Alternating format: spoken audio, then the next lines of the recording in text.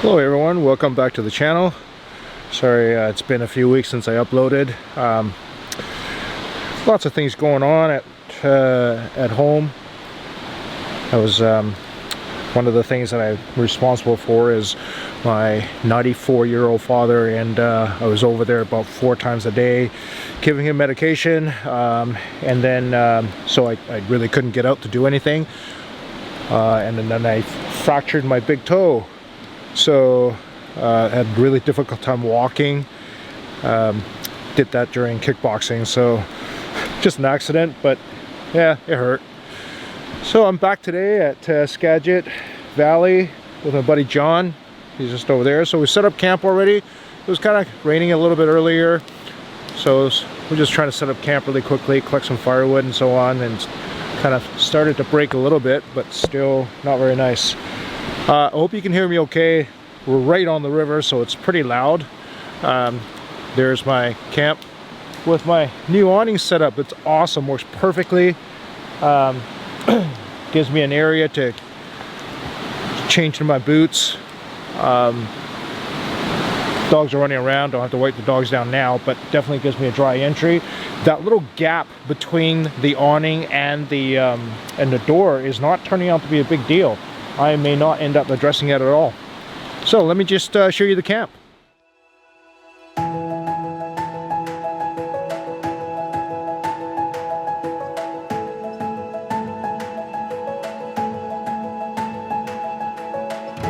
Every moment has led us to this day. Every journey that brought us to this place. We're filled with wonder that words couldn't ever contain. This is what we've been waiting for, at the dawn of forevermore. So I want to hang out here for a couple of days.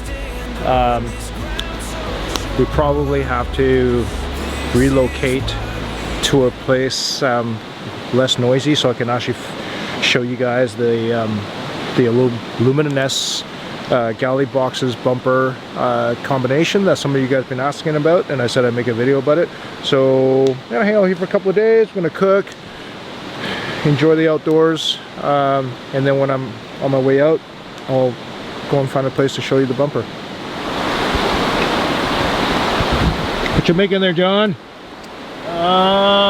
What is it called again? A creamy something with garlic and leeks, obviously.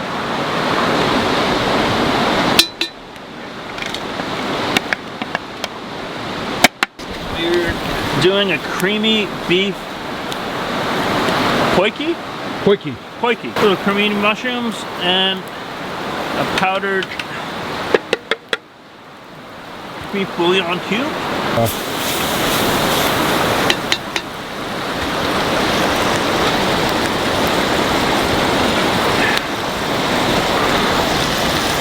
So a tub of Philly cream cheese.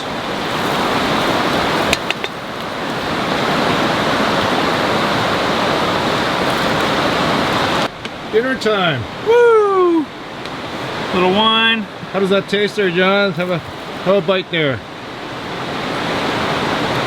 Oh yeah, that'll work. Let's try that there. Digging in with a toasty bun. Oh. Oh yeah. You try the mushroom. Oh. Whoops. That's perfect. So for those of you that follow the channel, you guys know that Maggie has her own chair. Well, I didn't bring the wood trailer, the firewood trailer that has her chair in it, so I forgot her chair. And this is John's chair. She just came up and stole it. So let's see when John comes back.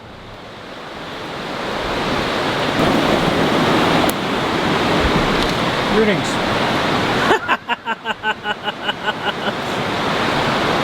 Yeah, I knew that was coming. You keeping them warm for me? Tell you, man, she's got her own chair and I forgot it. At least she didn't drink my drink. Hey,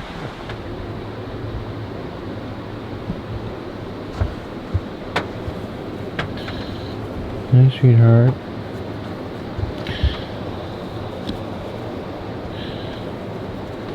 It is... what time is it?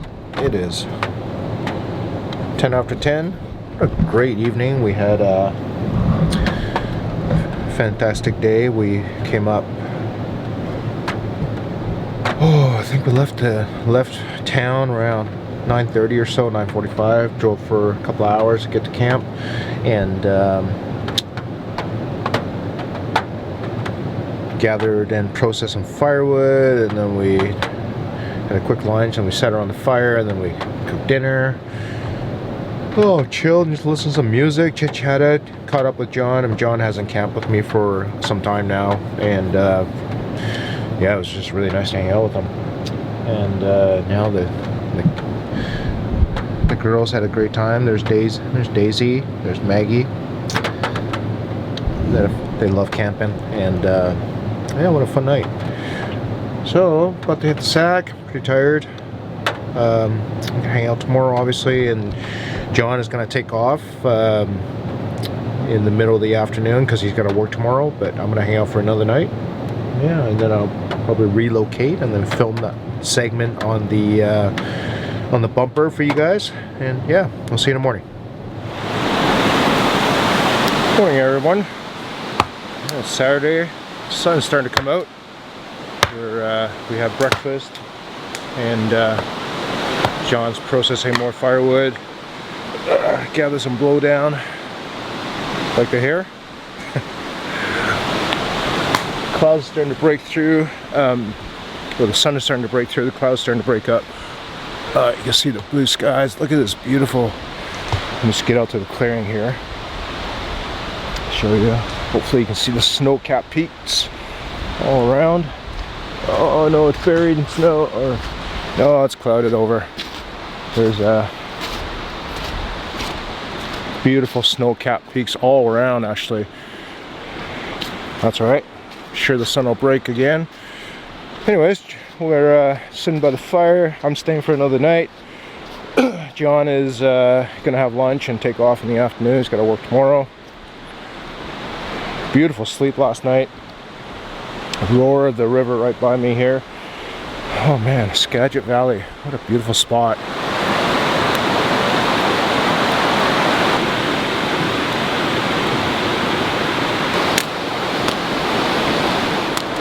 Here, stay. What do you do, Daisy? Daisy, come here. Come here. So Daisy's got in on something. It's all these sticky seed pods, but it's super sappy. Yeah, it's like right into her fur. I don't know what the deal was there, but yeah, it's obviously. Good job, puppy. Obviously some kind of a seed pod, but really sappy.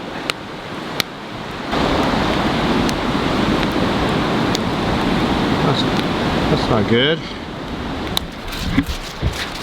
Hello everyone. So John is just getting ready to leave. Right there. I don't know if you can see that actually. Can you guys make out that the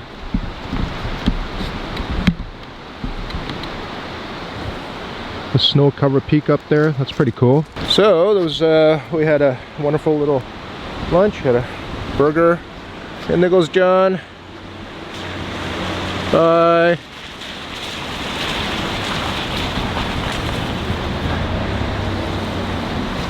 He's got a thing to do tonight, and he's got to work super early in the morning, so he's taking off. So it's just me and the kids. Nothing wrong with that. Beautiful little campsite to myself. And here goes Maggie chasing John down the road. Here she comes. Come on, Maggie. Come here. Come on. Who's a good girl? Come on. Who's a good girl? Come on. Come on. Come on. Come on, Daisy. Let's go. Oh, look at. Couple of good girls, huh? What a couple of good girls. Yeah. Come on, let's go sit by the fire. This is probably one of my favorite things about this site. These moss covered lumps. I don't know what they are. Probably a combination of boulders and stumps. Just so pretty in here.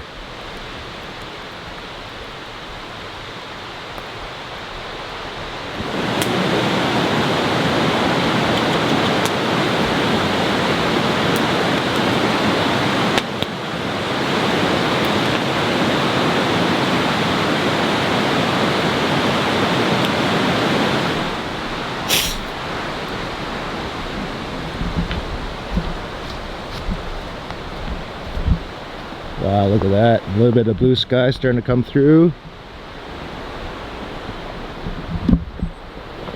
There's a couple of inches of snow on the ground. Oh look, somebody drove in here and then drove out. Oh look. Kids just love the snow.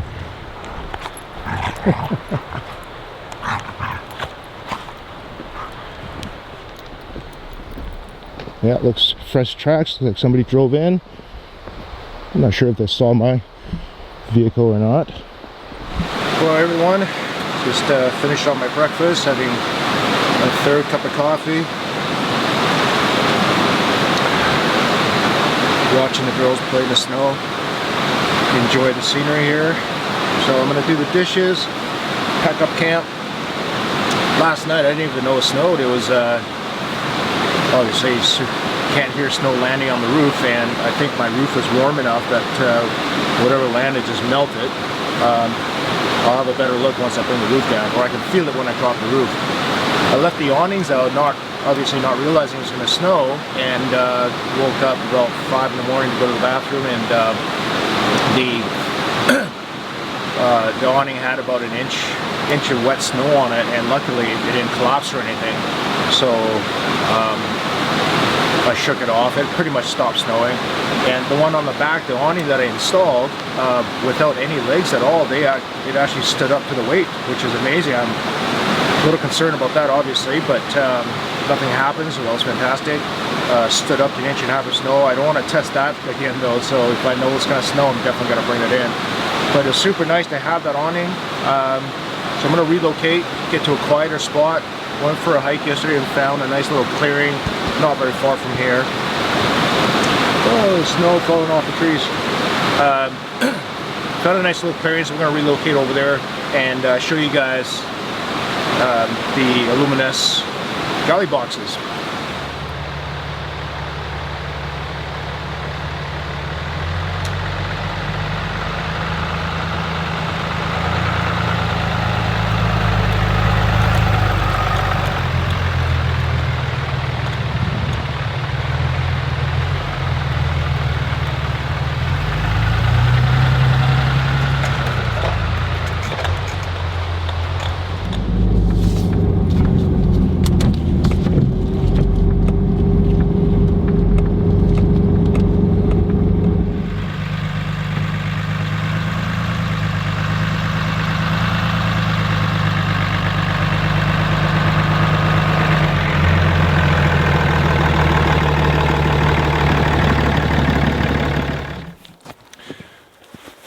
Hi everyone, so we've moved over to a clearing that I found yesterday.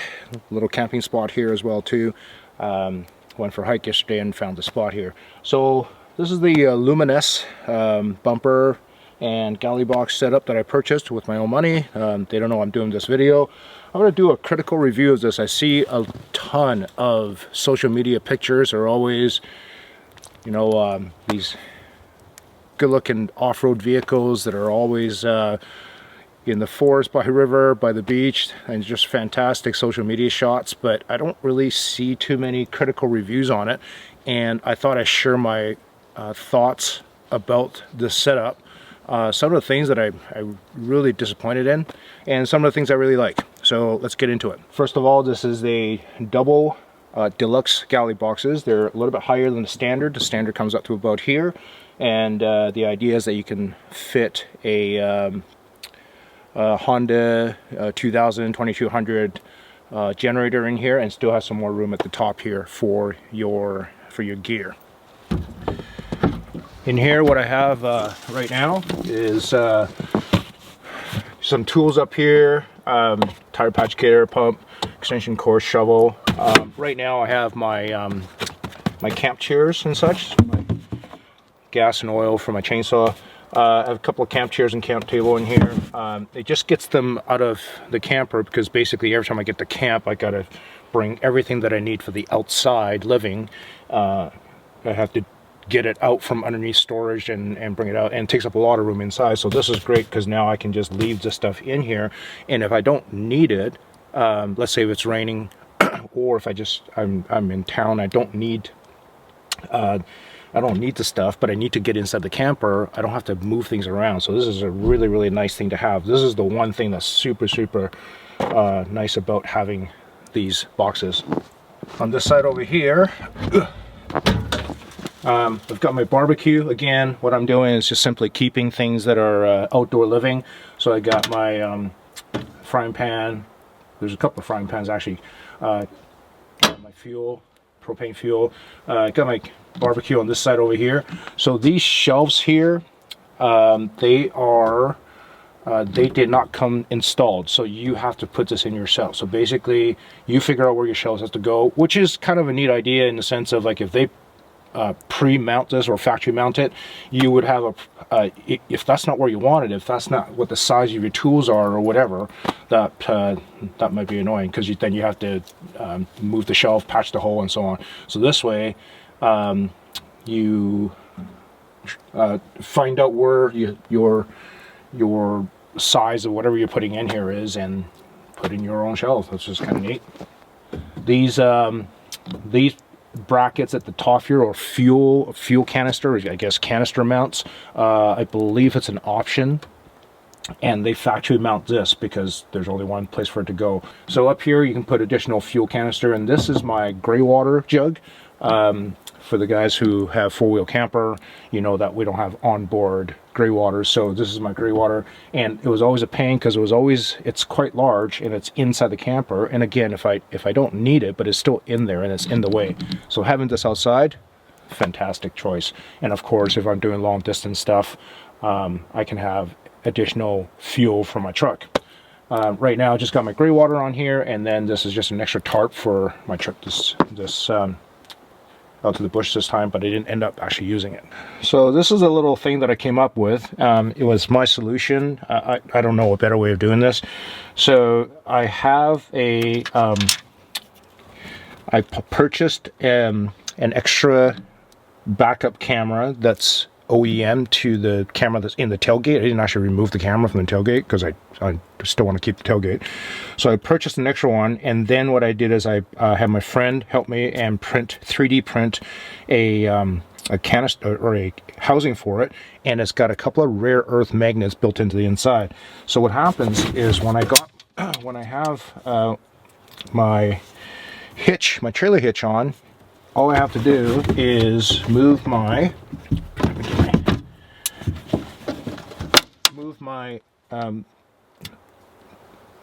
camera to the back, so I can actually back up and line up for the hitch. And if I'm not driving with the hitch, then simply I can have this on the side, just magnetized. I'm actually going to move the magnet I'm going to mount another magnet to the door, so that way when I close the door, this can actually be magnetized to the front. Okay, so I can actually see better. But when I get to camp and I'm not using it, I simply just take this off and I magnetize it to the side of the hitch there, and that stays in place like that. This side here, there is actually a strut down the middle that this side doesn't have. This one here is just a square frame. This one here is an extra stud in the middle, and the reason for this being here is they make all of these frames identical, and then you mount whatever option you want on there. So for example, I have two galley boxes, but one of the options I could have had is I could have had a tire mount which that's what this stud is for. The tire actually bolts right, the tire mount, spare tire mount bolts right through the stud here. And it's kind of cool that they just put this out on here without a choice. The reason being is because should I actually take this galley box off and decide that I need to put on an extra tire, that's available to me. Because if this comes without this stud being here, I have no way of putting a tire mount after the fact. I would have to purchase another entire mounting frame, which is obviously not ideal. So they're mounted pretty solidly. I don't actually know what the weight rating on these things are. I would imagine you're putting a Honda generator in here and they're expecting you to drive down a rough road rattling around. It's probably pretty solid, a lot of weight. The thing is actually really well made as far as strength and how it looks and how it but there's just a few things that just during usage, as well as just from my mechanic talking about it, mounting it on, that didn't seem to make a lot of sense. One of the things that I don't really like on this how this is put together, or the thought process behind it, is this box here swings open so it's perfectly in line, so 90 degrees to the back of the truck, or it's in line with the truck itself. And then there's a pin down here.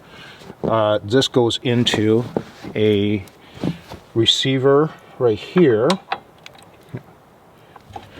So this pin goes into this receiver right here, and it locks it in place so the whole galley box can't move.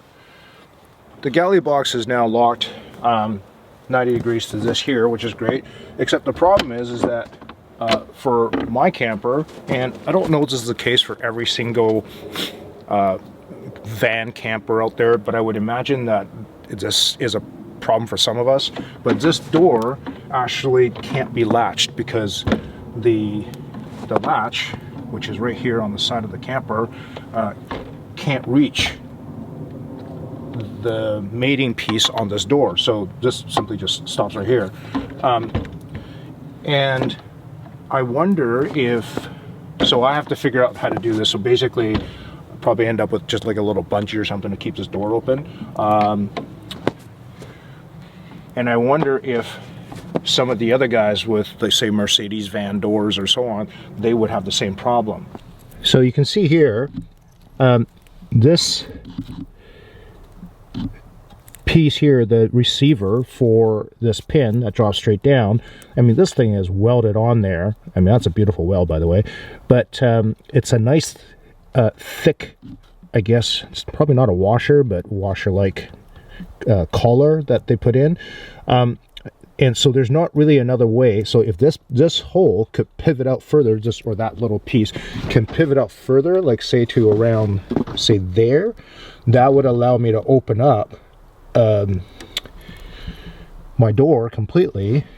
And the problem is that I don't really have a way of making another one of these over here, because first of all, I can't, this is all powder coated and it's a custom color. So I have no way of drilling a hole and then welding another piece over here so I can actually put the pin in, and I can't put it where I need it, which is essentially right there, because then I don't have enough room to put this pin in. So yeah, I don't know what the answer is for that, but it's just a little annoying that there's only one position for this galley box to sit, which is straight back.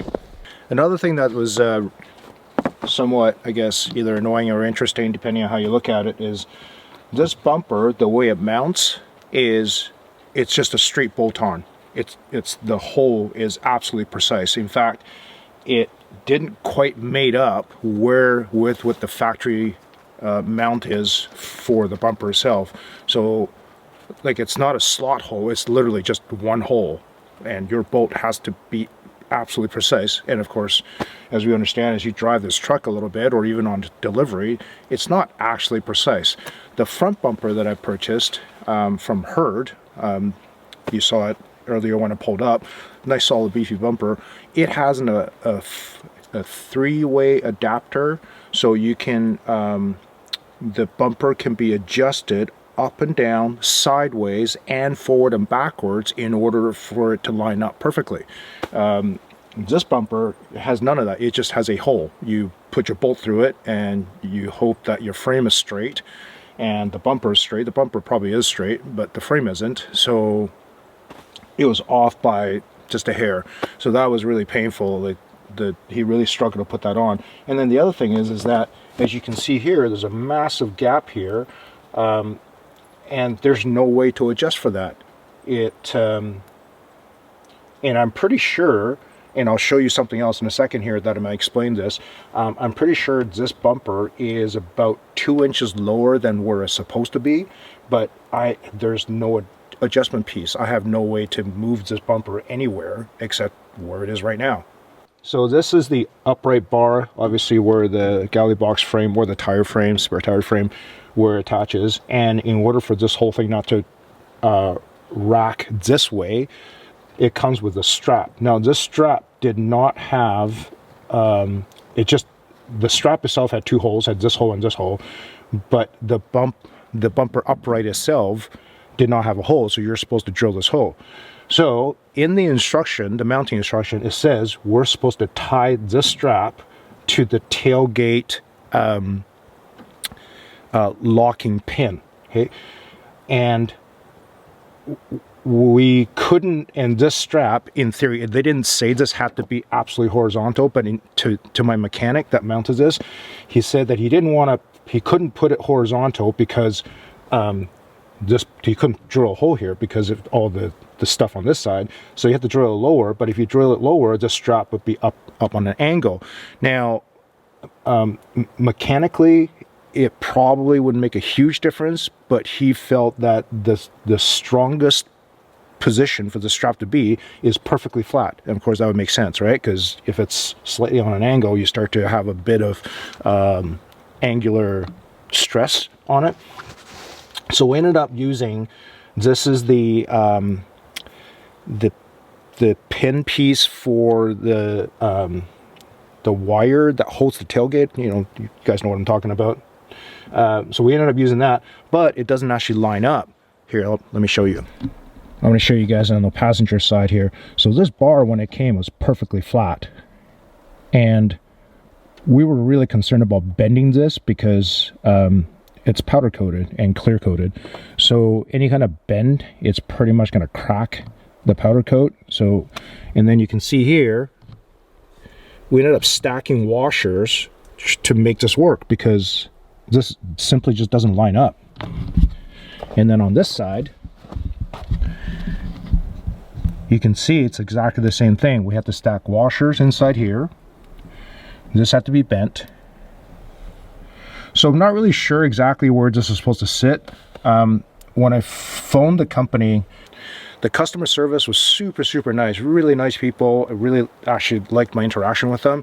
They explained to me that they had engineers that designed this, and I just think that it's really the finishing touches, right? So for example, the height of the bumper, the way it's mounted, it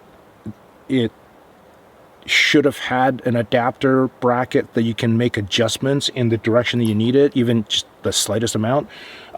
This strap here, like obviously you need it, but it's the finishing touch. Like for guys who do any kind of metal work, woodwork or whatever, you guys know what I'm talking about when you say finishing touches. Look, it's designed super well. It functions really neat, but it's the finishing touches, right? Those are the things that matter. So then this box right here, this lid just sits on top. There's no hinge, and it's just got a little space inside. It's not weather enclosed. There's actually drain holes on the bottom, and whatever water gets inside, there's no seal or anything. So really it's meant for things that can't get really dirty, such as leveling blocks and so on. I don't really need leveling blocks. I just use pieces of wood, pieces of rocks, whatever, or I just find the closest thing that will get me level. So I've been doing that for years, so I don't really carry around leveling blocks. That's just one more thing. So I don't actually use this, but you can see here, this is actually not level, right? And this is sitting up easily 1/8 of an inch, maybe even, no, it's probably sitting up 1/4 of an inch on either side. And the reason that is because we actually have to pretty much try to force the bumper onto the frame itself, and the frame is pretty strong, so it's not gonna, it probably gave like a tiny bit, the bumper gave a tiny bit, but between the two of them, we were able to bolt it in. But once it got bolted on hard, tighten everything down, it flexed the bumper enough that this lid doesn't sit on properly, right? So again, it's one of those things where you know, it's the finishing touches, right? Had we had that adapter, or some way of adapting the bumper to the frame, this would have been better. So another thing that I thought was really odd is I phoned the company. I said, where are we supposed to put our plug-in for the trailers? Because obviously my stock bumper had a recessed and flush mounted. In fact, that's the actual piece. I just made a bracket for them, put it under, but that we just removed from the original bumper. It was all recessed into it. You guys have trucks, that SUVs, you know what I'm talking about. It's all recessed. It looks nice. It's all part of the bumper. Nothing sticking out, right? So I phoned the company. I said, did I forget to order a mounting hole? And they said, no, you're just supposed to mount this underneath. Not really a nice option. I mean, I much rather would have had this recessed into the bumper itself. So the last thing that I have that I felt was really potentially dangerous is I placed the camera in a position of a vehicle that would be behind me and in the next lane. You can see here that the galley box completely blocks the brake and signal light on the other side. So if I had a failed tail light, so let's say the brake light went out, I'm now missing the only other brake light because my third brake light that's on top of the truck, it's blocked by the camper. So really I only have that one, the two tail lights, and if the box blocks one of them, that's not going to help. So I ordered these LED strip brake lights. I'm going to mount them right here, one on each side, so obviously I have an additional signal brake light. And then I also need to order, I've already ordered it, I need to mount the additional backup lights, just so that again, that one there is not so much critical for backing up for other people to see me, but it's more in the sense of the box now completely blocks the backup light from one side. So you pretty much need to have those additional backup lights mounted just so that you can actually have a chance of seeing something. Well, I'm going to wrap it up here, guys. Battery's almost dead. Thanks very much for coming out with me. Hopefully this information is helpful to some of you guys. If you have any questions about the boxes, about the bumper, comment below, or you can just message me. Yeah, it was a lovely trip out. Really enjoyed the snow. I'll see you next time, guys. So I forgot one thing. I drove all the way home, and then I remember there's one thing I can no longer do, or you can't do once you install this bumper setup. You cannot stealth camp, because if I'm inside, even with the top dropped like the way it is now, right, in theory I've got a bench seat that I can actually sleep on. There's tons of space in there, in fact huge amount of space, but I can't open my door once the galley boxes are closed. And if I close the door like this, yeah, I may be stealth camping, but I can't close the galley doors, because if I close the galley doors, or the galley boxes, I can't open the door anymore. That's my only way in and out. So for rear entry campers, stealth camping is not an option.